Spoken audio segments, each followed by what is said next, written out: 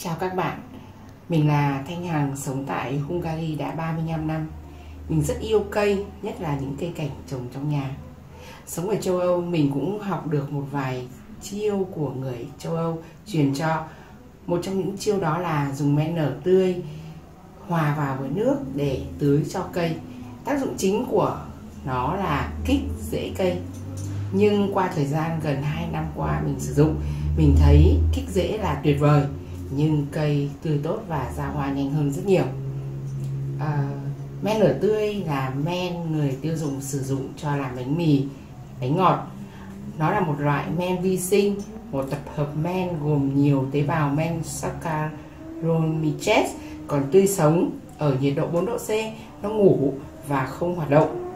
Chính vì thế, men nở tươi phải được bảo quản ở các ngăn lạnh trong cửa hàng, nơi bán và vận chuyển bằng xe lạnh. Khi nhiệt độ tăng cao hơn, chúng sẽ thức dậy và hoạt động. Quá trình hoạt động lên men vi sinh phát sinh rất nhiều khí CO2. Khí CO2 ức chế vi khuẩn có hại như thối rễ, thối thân. Khí CO2 kích thích ra rễ, ra hoa. Các bạn có thể tra Google với từ khóa kích thích ra hoa đồng loạt bằng khí CO2, kích thích ra hoa trái vụ bằng khí CO2. Chia sẻ này chỉ sử dụng men tươi thôi. Men bột khô không có tác dụng và có chứa phụ gia HMS không tốt cho làng. Nếu ai không kiếm được men khô thì phải dùng men bột khô để làm men tươi như trên mạng có hướng dẫn.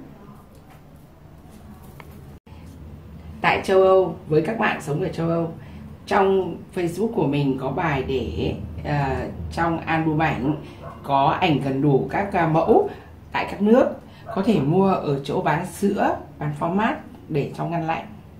Còn ở Việt Nam, trên 3 trang mạng kinh nghiệm trồng lan, hội những người mới chơi phong lan và Vogue, mình có để bài chia sẻ trong album ảnh. Trong bài chia sẻ đó có danh sách mua được từ đại lý trên toàn quốc. Tiện nhất là ra các lò bánh mì hoặc tiệm làm bánh ngọt, xin nhượng lại một ít, nói là để tưới hoa lan là họ sẽ bán. Tưới hoa các bạn nên sử dụng vừa phải, có quá một chút cũng không sao, nhưng pha xong nước còn thừa không được để lại, lúc khác sử dụng, để lại để lúc khác sử dụng, mà nên mang đi tưới cho rau và cây cảnh khác. Bây giờ mình sẽ giới thiệu cho các bạn cách pha men nở và nước để tưới cho phong lan. Đây là viên men nở sản xuất tại châu Âu. Tại châu Âu người ta thường đóng gói đồng loạt giống nhau 45 hoặc là 50 gram. Cái viên men nở mà khoảng 50 gram nó to bằng từng này. Đấy. Thế còn ở Việt Nam ấy, thì theo mình được biết ấy, là họ đóng gói là 500 gram hoặc là 1 kg. Thế thì các bạn có thể cắt xẻo miếng khoảng bằng từng này thì nó sẽ ước lượng là khoảng 50 gram. Thế xong rồi bây giờ các bạn tháo nó ra, các bạn cho vào một cái bát, một cái cốc cũng được. Thế xong các bạn dằm nhỏ nó ra. Đấy.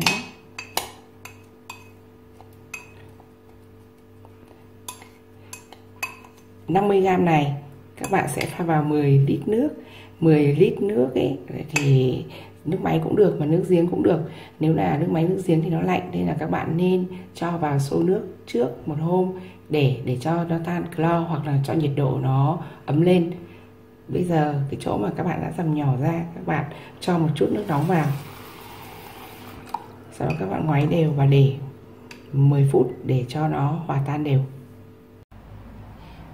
Đây là chỗ men nở đã được hòa tan từ 50 gram vào nước ấm ấm.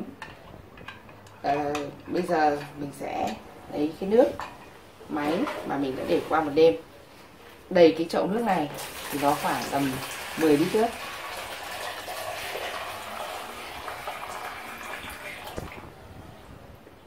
Đấy.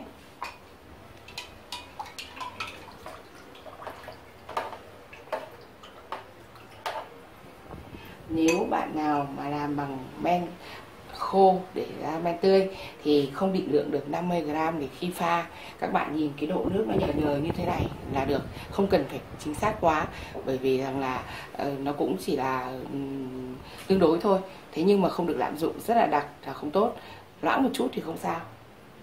Thế bây giờ mình hướng dẫn các bạn tưới cho phong lan ấy, có 3 cách. Cách thứ nhất là dùng để ngâm cái chậu hoa vào cái chậu nước men. Cách thứ hai, nếu mà nó to quá thì mình tưới thẳng trực tiếp vào gốc. Cách thứ ba là các bạn đổ vào bình tưới phun sương và phun lên bộ rễ. Nếu như ở Việt Nam các bạn trồng những cái bộ thân thòng mà rễ nó bám vào lũa. Đó. Thế thì bây giờ đây là cách ngâm.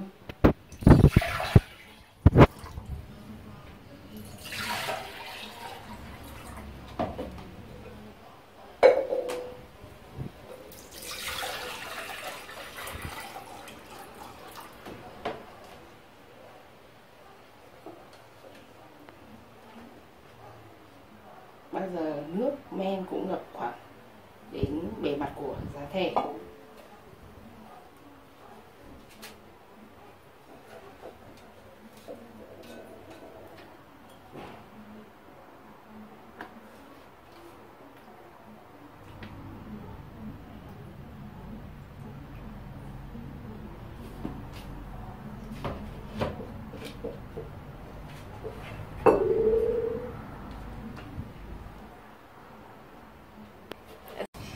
Bây giờ đã được 15 phút, chúng ta sẽ nhấc chậu hoa ra khỏi nước men nở. Các bạn không nên để cho nước nó đọng dưới đáy chậu hoa, vì thế khi nhấc lên chúng ta đặt sang một cái chậu nhỏ hơn để cho nó ráo nước trên đó.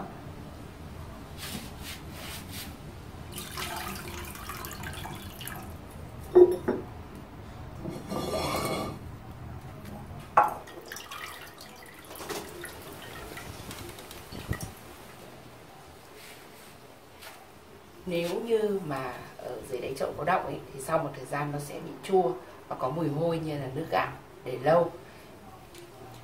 Ngâm lan để cho nó ra rễ thì tốt nhất là ngâm những cây mới trồng hoặc là cây con. Những chậu hoa đó đòi hỏi có rễ nhanh để cây phát triển tốt. Sau khi mà nhấc lan ra chậu để cho ráo nước thì nước còn thừa các bạn không được sử dụng lại, bởi vì có những cây lan nó có bệnh mà nó ra nước, sau đó là ngâm cây lan khác vào thì là nước nó sẽ gây cho cây lan tiếp theo cũng bị bệnh. Thế cho nên là những cái nước men nở thông thừa mình thường hay đổ vào một cái bình, sau đó là mình tưới những cây cảnh khác trong nhà, ví dụ quỳnh, mình có thể tưới cho nó. Quỳnh cũng rất chi là thích phong lan men nở tươi.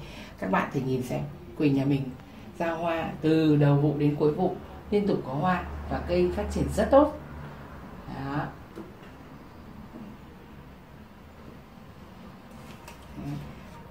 Sau đó là những chậu đang ngâm đã khô và ráo nước, bây giờ chúng ta đặt trở lại nó chậu của nó.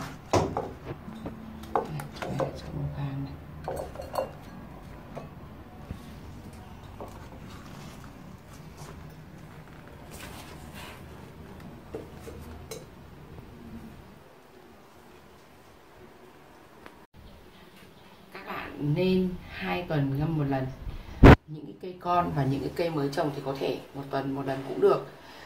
Giữa những lần tưới hoa lan bằng men nở tươi thì các bạn có thể tưới nước như bình thường.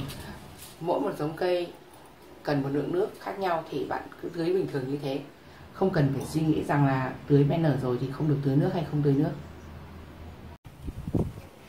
Mình giới thiệu cho các bạn biết rằng đây là cây lan Kiều Thủy Tiên của mình. Hè vừa rồi nó đầu tháng 4 tháng 5 nó ra rất là nhiều hoa. Sau khi hoa tàn xong thì mình ngâm nước men nở 1 tuần một lần thì cây đã lên rất là nhiều cây con. Các bạn có thể nhìn thấy nhiều kinh khủng luôn, và bộ rễ của nó do được tưới men nở nên nó phát triển rất là tốt.